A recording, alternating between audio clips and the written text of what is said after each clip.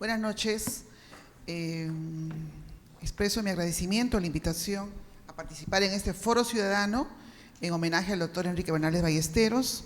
Quiero expresar mi agradecimiento al presidente del Jurado Nacional de Elecciones, doctor Víctor Ticona Postigo, a los señores miembros del Jurado Nacional de Elecciones presentes aquí, al señor jefe del RENIEC y a la señora Violeta Barrientos, miembro del Tribunal de Honor, Violeta Bermúdez, a los colaboradores del Jurado Nacional de Elecciones que veo aquí presentes, a la señora representante de la Observación Electoral de la OEA, al público presente y asistente, así como al público que nos está viendo en las redes online.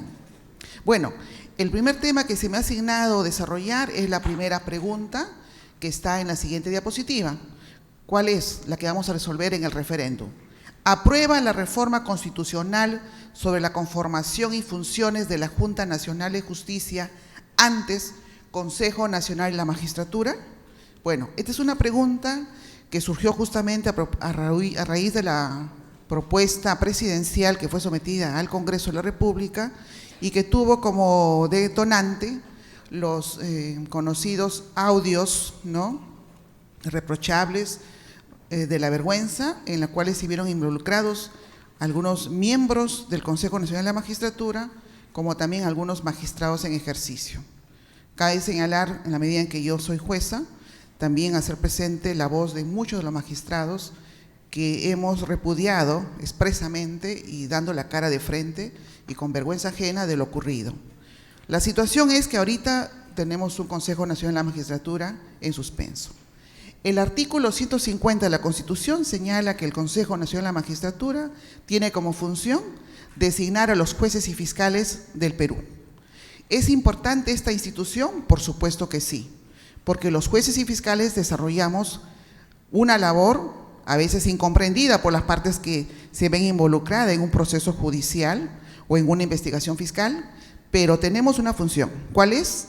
La de resolver procesos judiciales, conflictos en los cuales está inmerso un problema de naturaleza personal, de honor, de bienes, de patrimonio, de respeto al cumplimiento de las normas, a evitar el abuso de las instituciones, ¿no es así? Entonces tenemos un haz de actividades que son de competencia de los jueces y de los fiscales. Por ello, la importancia de un poder judicial y de un ministerio público es relevante para efectos de velar por el cumplimiento adecuado de las leyes, sancionar a los infractores y ser un balance en cuanto al abuso de poder que puede haber del poder ejecutivo. Bueno, hasta que existía el Consejo Nacional de la Magistratura, nosotros tuvimos como antecedentes de hace muchas décadas consejos nacionales de la magistratura integrados en algunas oportunidades por representantes del Poder Ejecutivo. Nuestro país, con la Constitución del año 1993, como dará fe el doctor Chanamé Orbe, se adoptó un cambio institucional. Se creó el Consejo Nacional de la Magistratura con el ánimo de que la sociedad civil representada en sus integrantes, que ustedes pueden ver en la diapositiva que nos ha proporcionado el Ministerio de Justicia, canalizara una representación en la selección de los jueces y fiscales del Perú. Y entonces se adoptó una institución muy peculiar, ¿no?, que no tiene un similar en el ámbito latinoamericano, porque en el ámbito latinoamericano hay una incidencia mayor del Poder Ejecutivo en la designación de los jueces y fiscales. Es inédito nuestro Consejo Nacional de Magistratura en cuanto a la participación de la sociedad civil, ¿no?, y también es inédita las funciones que se les da en cuanto a las ratificaciones de los jueces y fiscales. Este es el punto central que da motivo a esta propuesta de reforma constitucional. Veamos, de acuerdo a la diapositiva, el Consejo Nacional de la Magistratura, perdón, la anterior por favor, está integrado por 7 representantes. Un representante elegido por el Poder Judicial, un representante elegido por el Ministerio Público, 2 representantes de las universidades, uno por las universidades nacionales, otro por las universidades particulares, 2 representantes de los colegios profesionales del país y un representante del Colegio de Abogados del país. ¿no? Esta era la composición que existía del Consejo Nacional de la Magistratura. Siguiente diapositiva, por favor. En el transcurso de los más de 20 años de vigencia del Consejo Nacional de la Magistratura, desde el año 95 hasta el año 2018, hemos visto pasar diferentes plenos del Consejo Nacional de la Magistratura, siendo el primero el que fue presidido por el doctor Carlos Montoya Anguerri, ex magistrado supremo del Poder Judicial. Si la historia no nos desmiente, no existió un tipo de cuestionamiento alguno durante el funcionamiento, durante la conformación de los diferentes plenos del Consejo Nacional de la Magistratura. Los audios de la vergüenza pusieron en evidencia una situación problemática en cuanto a la selección, la ratificación y procesos disciplinarios a los jueces y fiscales. Obviamente, nuestro conocimiento de las entrevistas en el Facebook puso en directo cómo se desarrollaban las entrevistas, puso en evidencia, ¿no?, también la forma de evaluación que se daban a los candidatos a jueces y fiscales, o también cuando se desarrollaban los procesos de ratificación. Y entonces, estos audios de la vergüenza y estos cuestionamientos que han habido por la sociedad civil han puesto en jaque a esta institución que es reconocida. ¿Será una institución adecuada para resolver el nombramiento de los jueces y fiscales? Eso es lo que pretendemos que la ciudadanía esgrimirá en su votación en el referéndum. Siguiente diapositiva, por favor. El proyecto de la Junta Nacional de Justicia y la pregunta primera, ¿aprueba la reforma constitucional sobre la conformación y funciones de la Junta Nacional de Justicia? Implica, ¿no?, una propuesta legislativa de reforma constitucional. ¿Cuál es? Que la designación de la Junta Nacional de Justicia se hará ahora, ya no por una representatividad de estamentos, sino por un concurso público de méritos. Este concurso público de méritos estará sujeto a una facultades en relación a una comisión especial, en la cual esta primera comisión especial para conformar los miembros de la Junta Nacional de Justicia son los que están detallados en la propuesta de reforma constitucional. Un defensor del pueblo, que es el que preside la comisión de selección, el presidente del Poder Judicial, el fiscal de la Nación, que preside el Ministerio Público, el presidente del Tribunal Constitucional, el Contralor General de la República y 2 rectores, que deben ser rectores elegidos que representen a las universidades licenciadas, ¿no?, por los trámites ante la SUNEDU, que cuenten con más de 50 años de antigüedad. Un rector por las universidades públicas y un rector por las universidades privadas. Como ustedes verán, la conformación del ente que va a designar la Junta Nacional de Justicia tiene una peculiaridad en cuanto está constituida por representantes de instituciones constitucionales. Ahora, la siguiente, por favor. Esta comisión va a escoger a los miembros de la Junta Nacional de Justicia. Según la propuesta de reforma constitucional, se establece que van a ser 7 titulares y sus respectivos suplentes. Entre los requisitos que prevé es que sea peruano de nacimiento, que sea un ciudadano en ejercicio, que sea mayor de 45 años, porque este es el requisito para ser vocal supremo, y sea menor de 75 años, ¿no?, que sea abogado con experiencia profesional en particular, no menor de 25 años, o que haya ejercido la cátedra universitaria por no menos también de 25 años, y que incluso se abre la puerta para que un investigador jurídico pueda postular, que tenga una experiencia no menor de 15 años, que no tenga sentencias condenatorias firmes por delito doloso y que tenga reconocida trayectoria profesional, solvencia e idoneidad moral. Este último requisito va a ser vital en la consideración del comité de selección, porque quienes sean elegidos miembros titulares en este comité de méritos o en esta evaluación de méritos tendrá que expurgarse bien, ¿no?, el desarrollo de su vida, su trayectoria personal, profesional, en cuanto van a desarrollar una tarea muy sensible: cumplir con el artículo 150 de la Constitución en cuanto a la selección y nombramiento de los jueces y fiscales del Perú. Siguiente, por favor. Las funciones que prevé este proyecto de reforma constitucional en cuanto a la primera pregunta del referéndum establece, acorde a lo que inicialmente está previsto en el artículo 150 de la Constitución, las funciones de los miembros de la Junta Nacional de Justicia. Establece el nombramiento, que es la función constitucional, la ratificación, la destitución y una nueva función que son denominadas como otras sanciones.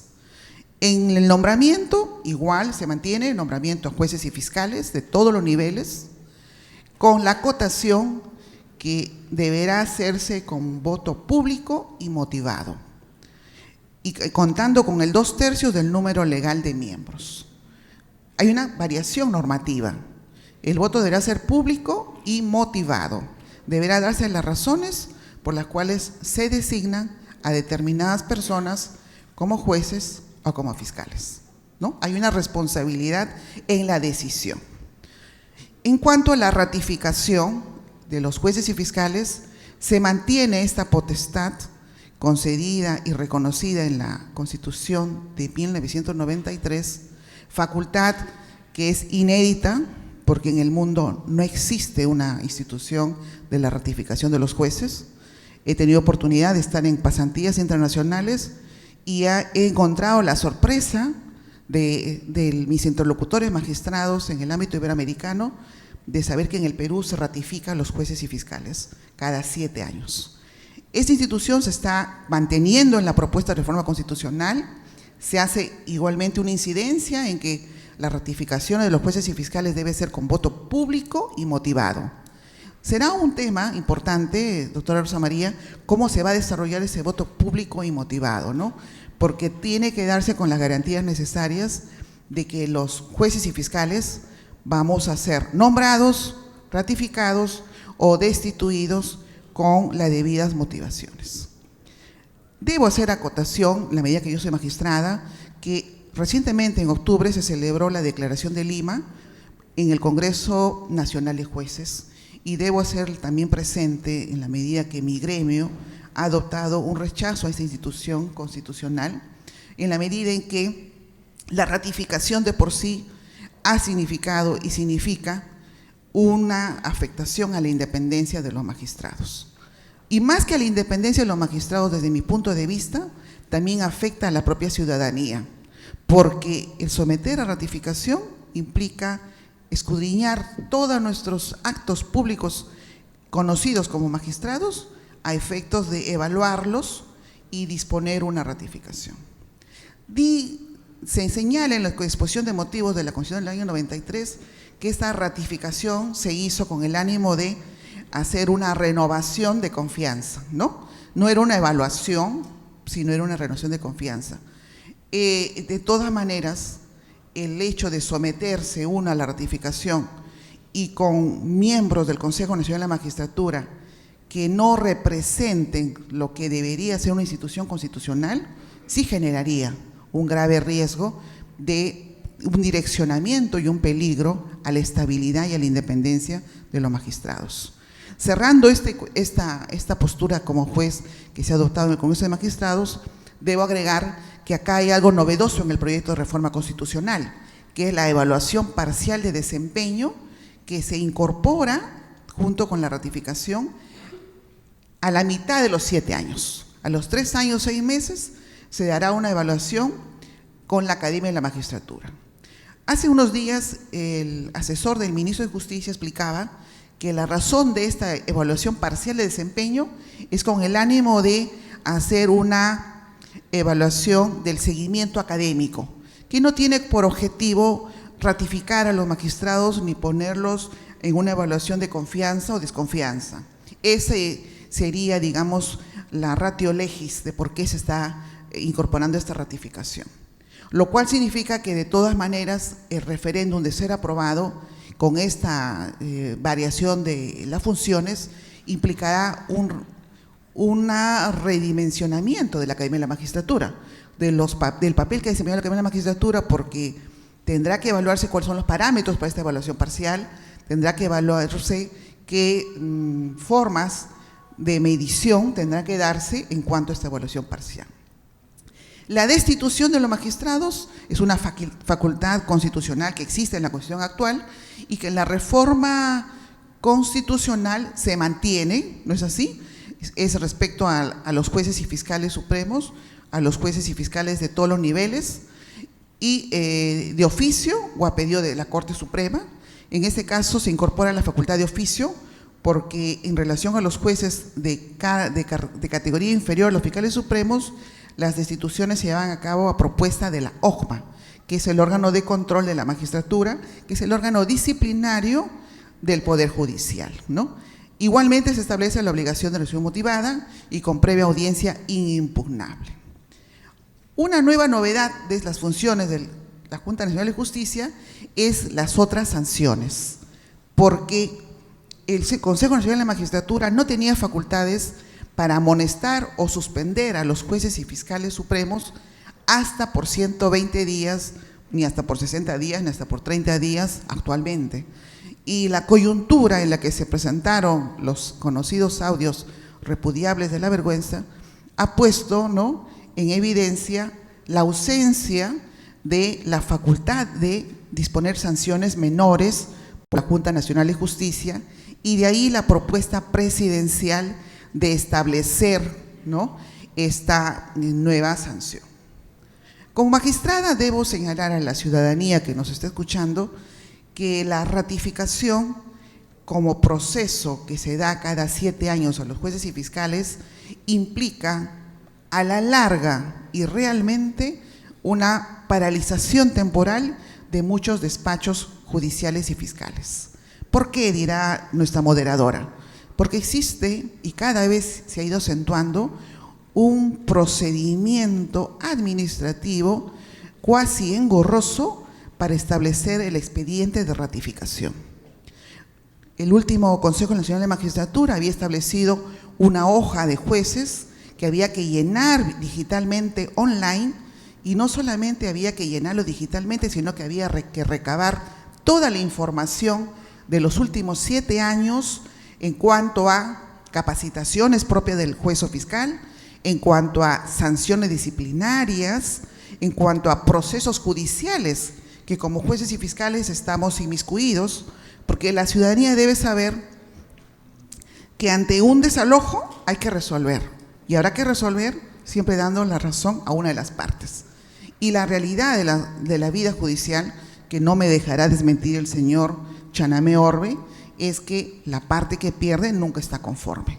Y al no estar conforme, se presentan una serie de cuestionamientos. No solamente cuestionamientos de orden funcional ante el órgano de control interno o ante las denuncias de prevaricato ante el Ministerio Público, sino también tenemos los procesos de responsabilidad civil de jueces, los procesos de nulidad de cosa juzgada fraudulenta, los procesos de amparos judiciales, amparos contra acciones judiciales, y todo ello, para terminar, dado la acotación de la moderadora, hace que las ratificaciones en la práctica, en su existencia, implique un congelamiento del despacho judicial. ¿Eso es bueno para la ciudadanía? ¿Es bueno para el desarrollo judicial y fiscal? Por supuesto que no. El magistrado que está en un proceso de ratificación está en juego su carrera y su continuidad. Entonces, ¿por qué no se hace más viable, mucho más expeditivo ese proceso de ratificación? Todos somos nombrados, todos tenemos un expediente de origen. ¿Por qué no se establece una base de datos única que permita ir ingresando paulatinamente los datos y que estos no cambien? Y además, ¿por qué tiene que haber una base de datos en el CNM o en la Junta Nacional de Justicia? ¿Y por qué tiene que haber una base de datos diferente en la Corte Suprema, en la Oficina de Meritocracia? Entonces, estoy exponiendo diversos elementos que hacen compleja, ¿no?, el desarrollo de estas funciones, y que de por sí yo veo que este proyecto, por favor, la siguiente, por favor. No, la siguiente, por favor. La pregunta que vamos a resolver, la ciudadanía, en si se aprueba la reforma constitucional sobre la conformación y funciones de la Junta Nacional de Justicia, antes Consejo Nacional de la Magistratura, debe implicar una reflexión de lo que conlleva, de los pros y contras, y emitir un voto ciudadano acorde a su conciencia. Muchas gracias.